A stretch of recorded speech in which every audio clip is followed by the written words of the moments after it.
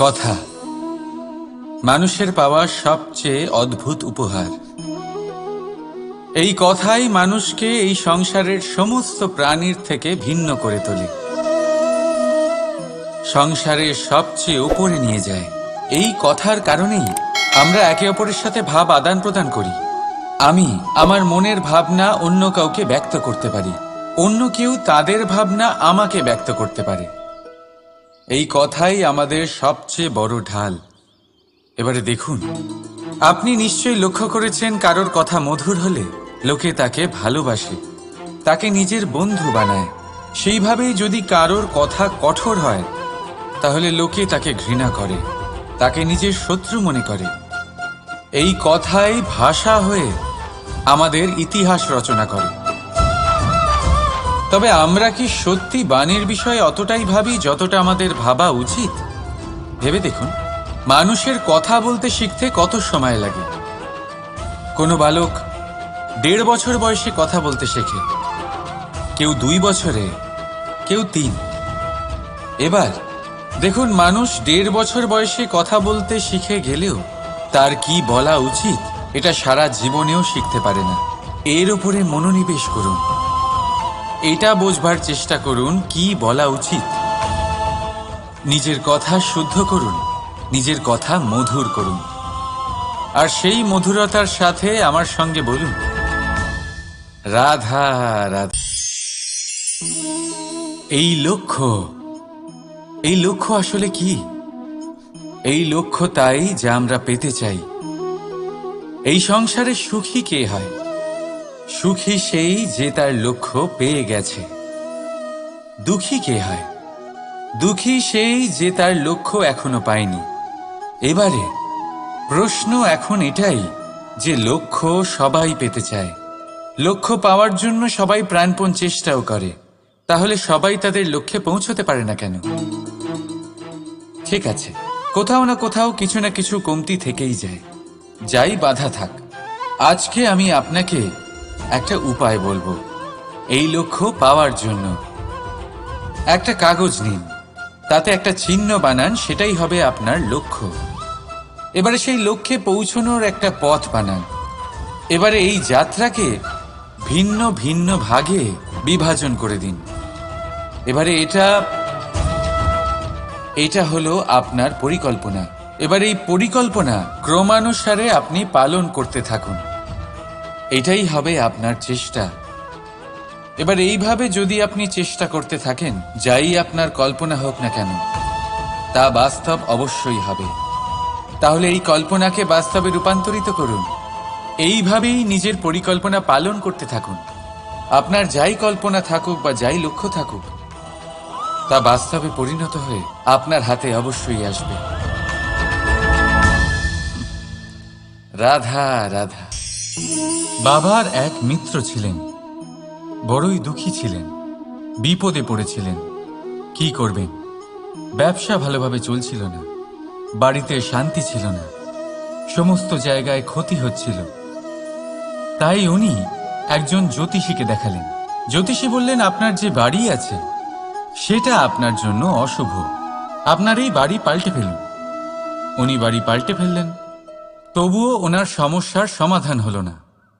তারপর একজন জ্ঞানী ব্যক্তি ওনাকে বললেন যে আপনার জামা কাপড়ের যে রং, সেটা বিপদকে আমন্ত্রণ জানাচ্ছে, এই জামা কাপড়গুলিকে পাল্টে ফেলুন।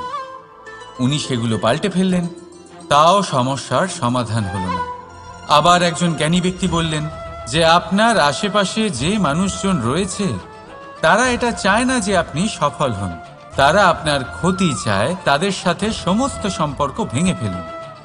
তো উনি সম্পর্ক ভেঙে ফেললেন, কিন্তু তাতেও ওনার জীবনে কোনো পরিবর্তন এলো না। তার মানে তিনি বাড়ি পাল্টালেন, জামা কাপড় পাল্টালেন, সম্পর্ক পাল্টালেন, যেটা পাল্টালেন না তা হলো স্বভাব। এই যে স্বভাব, এটা অত্যন্ত গুরুত্বপূর্ণ। এই স্বভাবই আপনার ব্যক্তিত্ব তৈরি করে। তাই নিজের স্বভাব শুধরে ফেলুন, তাতে ভালো পরিবর্তন আনুন, সব কিছু ভালোই হবে। রাধা রাধা। ক্রোধ লোকে বলে যে এই ক্রোধ পাপেরই মূল। কিন্তু সত্যি কি এই ক্রোধ পাপের মূল? একটু ভেবে দেখুন, এই ক্রোধ বাস্তবে আসলে কি?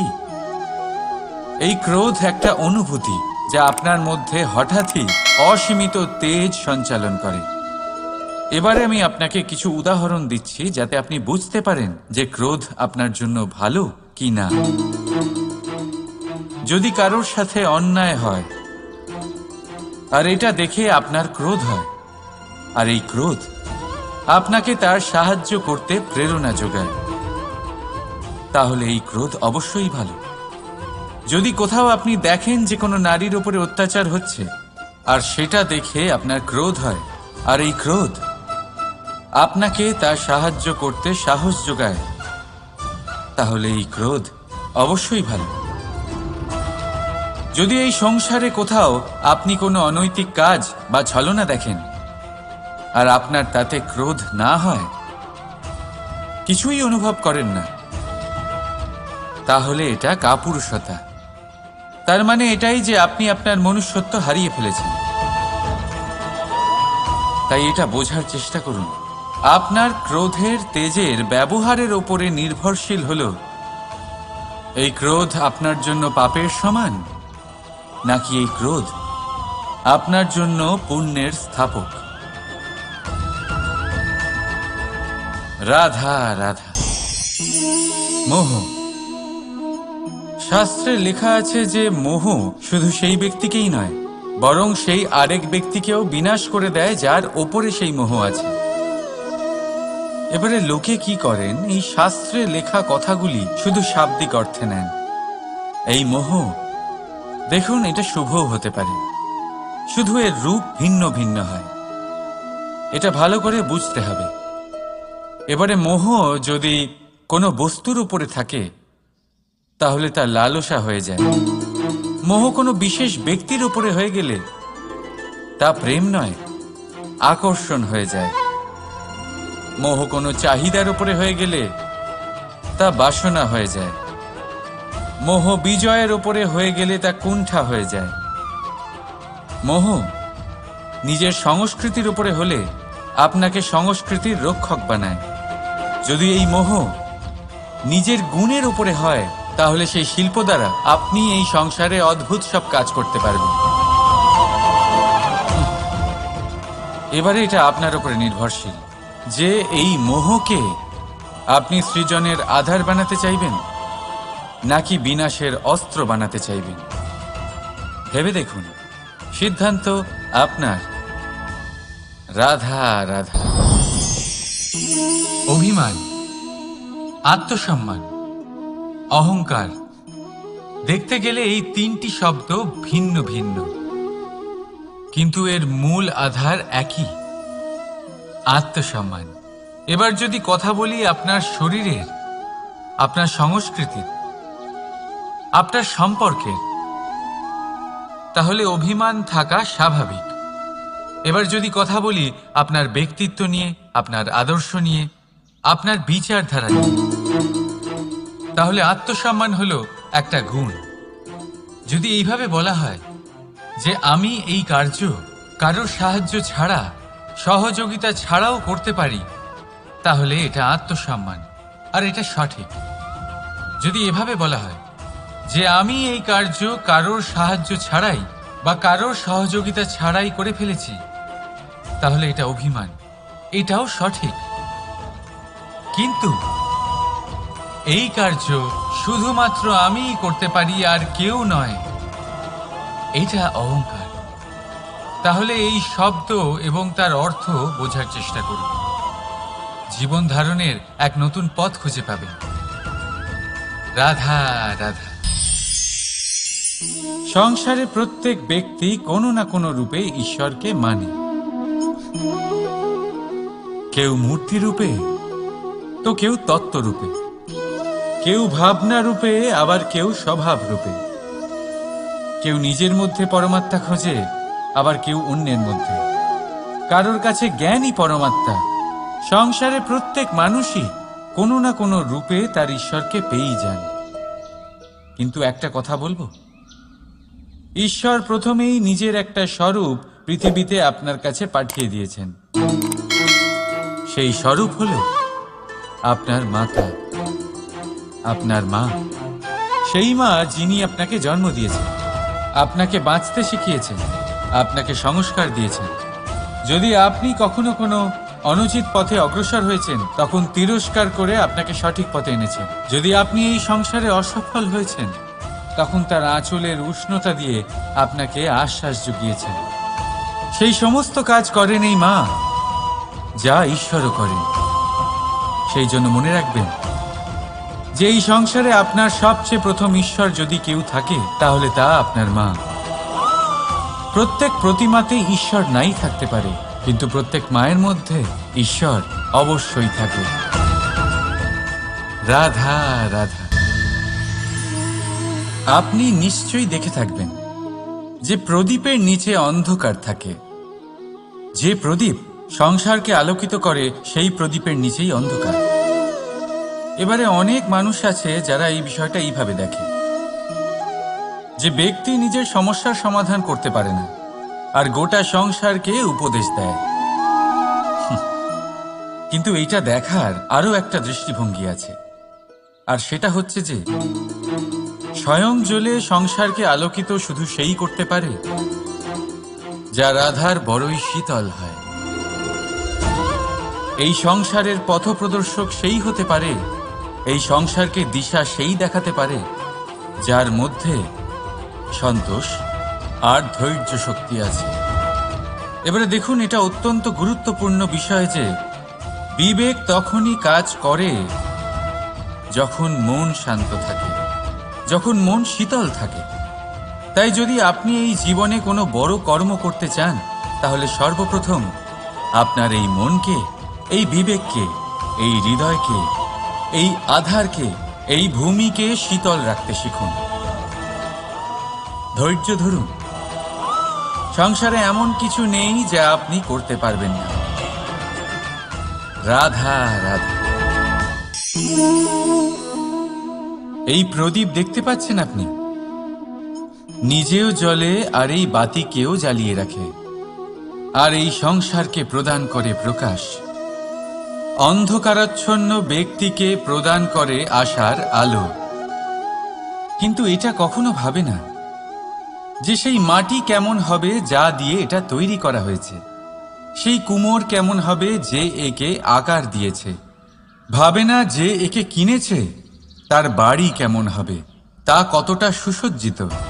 কিচ্ছু নয়, শুধু এই সংসারকে প্রকাশ প্রদান করে। আর হয়তো সেই জন্যই প্রদীপকে এত ভালোবাসা হয়। সে নিজের বা অন্যের বাড়ি দেখে কখনোই জ্বলে না। সে জ্বলে শুধু অন্ধকারের সাথে লড়াই করতে। তাই আপনিও নিজের ব্যবহার এই প্রদীপের মতো করে তুলুন। নিজের পরিচয় সরিয়ে নিঃস্বার্থভাবে কর্ম করে যান, আর নিজের জন্য এক নতুন, এক বিশাল, এক অদ্ভুত পরিচয় তৈরি করুন। রাধা রাধা। এই সংসারে প্রত্যেক ব্যক্তি বড় কিছু করতে চায়, এমন কিছু যা এই সংসারে কেউ আগে কখনো করেনি। এমন জায়গায় পৌঁছতে চায় যেখানে এর আগে কেউ কখনো পৌঁছতে পারেনি। আর কেউ এতে সফলতা অর্জন করে। কিন্তু কিছু মানুষ অসফল হয় কেন? এটাই আমার প্রশ্ন। না তো তাদের ইচ্ছেতে কোনো কমতি থাকে, না কমতি থাকে তাদের চেষ্টায়। তাহলে কেন এরা পিছিয়ে পড়ে? এর উত্তর বড়ই সরল। এই সংসার আপনাদের বলি কিভাবে। আপনারা সকলে সংসারে মহান কাজ করতে চান, সেই মান, সেই সম্মান পেতে চান যা এর আগে কেউ কখনো পায়নি। কিন্তু আপনার সমস্যা এটাও যে এই কাজে সংসার আপনার সাথে থাকছে না। বড়ই অদ্ভুত ব্যাপার। দেখুন, ভুলে যান গোটা সংসারকে। জীবনে একা একা এগিয়ে চলুন। গঙ্গোত্রী থেকে যখন একটি জলের ফোঁটা বেরোয় তখন সেটা শুধু এক বিন্দু জল। তারপরে যখন সে তার যাত্রা শুরু করে অন্য জলের ফোঁটার সাথে মিশে তখন সে স্রোতে পরিণত হয়, গঙ্গাতে পরিণত হয়। যদি আপনি জীবনে এগোতে চান তাহলে একলা এগোতে শিখুন, নির্ভীক হয়ে, সাহসের সাথে, ধনাত্মক চিন্তা নিয়ে জীবনে এগিয়ে চলুন, একা এগিয়ে চলুন। আর দেখবেন সেই মান, সেই সম্মান আপনার জন্যই অপেক্ষা করে আছে। রাধা রাধা। কর্ম। মানুষ সর্বদা কর্ম করতে থাকে, আর এই কর্মের জন্যই সে মান, সম্মান, ধন, প্রতিষ্ঠা লাভ করে। এবার মানুষ সবসময় চেষ্টা করে যাতে সে ভালো কর্ম করে যায়। তাহলে আপনাকে বলি, শুধু ভালো কর্ম করাই আবশ্যক নয়, তার থেকে বেশি জরুরি হলো এই খারাপ কর্মকে বোঝা আর তার থেকে দূরে থাকা। কারণ যখনই আপনি কোনো সঠিক কাজ করেন বা ভালো কাজ করেন, কেউ তা মনে রাখে না। কিন্তু এই সংসারে বিষয়টা হলো এরকম, আপনি একটা খারাপ কর্ম করুন আর সেটা সবার মনে থাকে। এই খারাপ কর্ম কাজলের এক কৌটোর মতো হয়। আপনি যতই চেষ্টা করুন বাঁচিয়ে ব্যবহার করার, কিন্তু এই কালিমা কোথাও না কোথাও অবশ্যই লেগে থাকে। সেই জন্য জীবনে ভালো কর্ম অবশ্যই করুন, কিন্তু তার থেকেও বেশি জরুরি হলো এই খারাপ কর্মের থেকে দূরত্ব বজায় রাখা। আর এটা অবশ্যই করবেন। রাধা রাধা। সংসারে সমস্ত জায়গায় এই ব্যবসা চলতে থাকে। কিছু পাওয়ার জন্য কিছু দিতে হয়, লাভের জন্য কিছু বিনিয়োগ করতে হয়। যদি কারোর অনুভূতি জানতে হয় তাহলে নিজের অনুভূতিকে ব্যয় করতেই হবে। এবার দেখুন না, কারোর আসল চেহারা যদি জানতে হয় তাকে স্বাধীনতা দিয়ে দেখুন। যদি কারোর মনের শুদ্ধতা জানতে হয় তাহলে তাকে ঋণ দিন। যদি কারোর গুণ জানতে হয় তাহলে তার সাথে একসঙ্গে বসে ভোজন করুন। যদি কারোর ধৈর্যের পরীক্ষা নিতে হয় তাহলে তাকে তার প্রিয় কাজ করতে বারণ করে দেখুন। যদি কারোর ভালো দিক জানতে হয় তাহলে তার থেকে পরামর্শ নিয়ে দেখুন। এক অনুভূতির বদলে অন্য এক অনুভূতি বিনিময় করতে হয়। কিন্তু এই সংসারে একটাই এমন অনুভূতি আছে যেটা দেখার জন্য, যেটা পাওয়ার জন্য আপনাকেও ঠিক সেই অনুভূতিটাই দিতে হবে, আর সেটা হলো প্রেম। যদি কারোর ভালোবাসা দেখতে হয় তাহলে তাকে নিঃস্বার্থ ভালোবাসা দিন। যদি কারোর থেকে ভালোবাসা পেতে চান তাহলে তাকে নিঃস্বার্থ পরিশুদ্ধ ভালোবাসা দিন। রাধা রাধা। কথায় আছে, সময়ের পূর্বে আর ভাগ্যের বেশি কেউ কিছুই পায় না। এবার এর মানে কি এটাই যে আপনি শুধুমাত্র সময়ের অপেক্ষা করবেন, সবকিছু নিজের ভাগ্যের ওপর আর কপালের ওপরে ছেড়ে দেবেন, নিজে কিছুই করবেন না? যদি আপনি এরকম করেন তাহলে আপনি একটা বস্তু অবশ্যই পাবেন, নিরাশা, অসফলতা। এবারে আপনি বলবেন, যদি সবকিছুই ভাগ্য আর সময়ের ওপরে নির্ভরশীল হয় তাহলে আমরা কি বা করতে পারি? করতে পারেন চেষ্টা, পরিশ্রম। এই চেষ্টাই আপনার জীবনে সেই সময়কে আপনার কাছে টেনে নিয়ে আসে, সেই সময়ে যার অপেক্ষা আপনি করছেন। আর এই ভাগ্য তার সামনেই নত হয় যে সর্বদা পরিশ্রম করতে থাকে। রাধা রাধা। এই পদ্মফুল দেখতে পাচ্ছেন? এর অভ্যেস হলো জলস্তরের ওপরে ভাসা। সেই জন্য জলাশয়ের জলস্তর যখন বৃদ্ধি পায় এই যে ফুলের কাণ্ড দেখছেন, সেটাও বাড়তে থাকে, যাতে এই ফুল জলস্তরের ওপরে থাকে। কিন্তু যখন সেই জলাশয়ে জলস্তর নামতে থাকে, সেই কাণ্ড নিজেকে ছোট করতে পারে না, আর এই ফুল নিজের ভারে নিজেই ভেঙে পড়ে। এবার এটা আমাদের সাথেও হয়। সময়ের সাথে আমরা জীবনে যত সাফল্য পাই, আমাদের জীবনের স্তর বাড়তে থাকে। আর যখন আমাদের সংস্থান কমতে থাকে, আমরা সেই জীবন স্তর ছাড়তে পারি না, আর শেষ পর্যন্ত সেই জীবন স্তরের কারণেই ভারাক্রান্ত হয়ে শেষ হয়ে যাই। সেই জন্য যদি কিছু রাখতে হয়, তাহলে তা হলো দৃষ্টিভঙ্গি। সাধারণভাবে জীবনযাপন করতে শিখুন। সময়ের চক্রও আপনাকে মাত দিতে পারবে না।